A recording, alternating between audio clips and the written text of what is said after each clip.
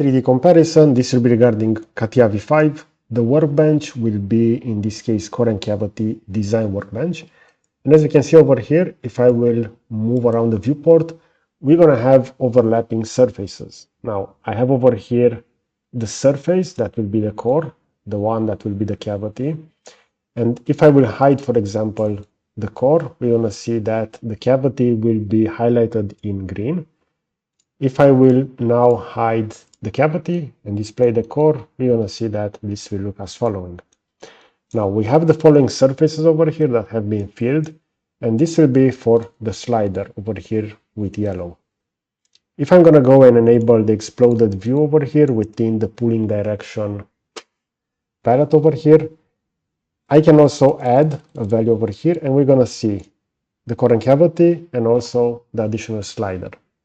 Now, why I consider this to be the most complex workbench is due to the fact that we need to define the parting surface, and also we need to define the parting line within this workbench.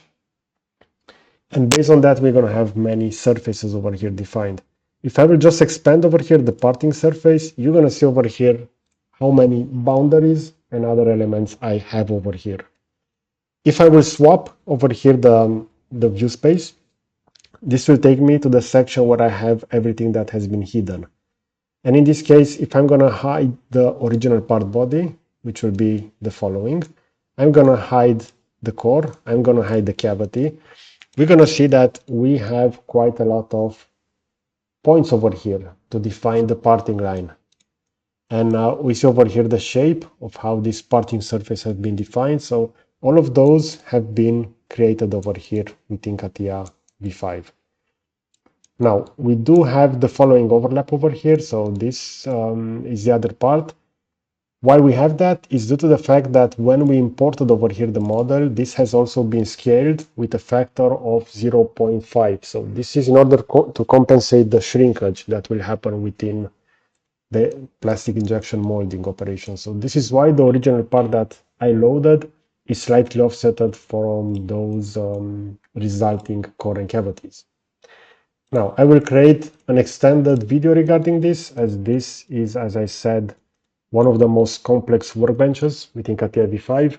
So let me know in the comment section what is, let's say, your main interest regarding CATIA V5, because I know that the vast majority of people are only focused on part design, assembly, a little bit of surface. But there are more complex workbenches where CATIA V5 will shine over other tools, for example, SolidWorks and Fusion.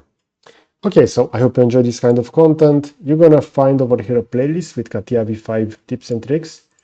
And over here on the right, I will add a subscribe button. So that's it. Thanks for watching.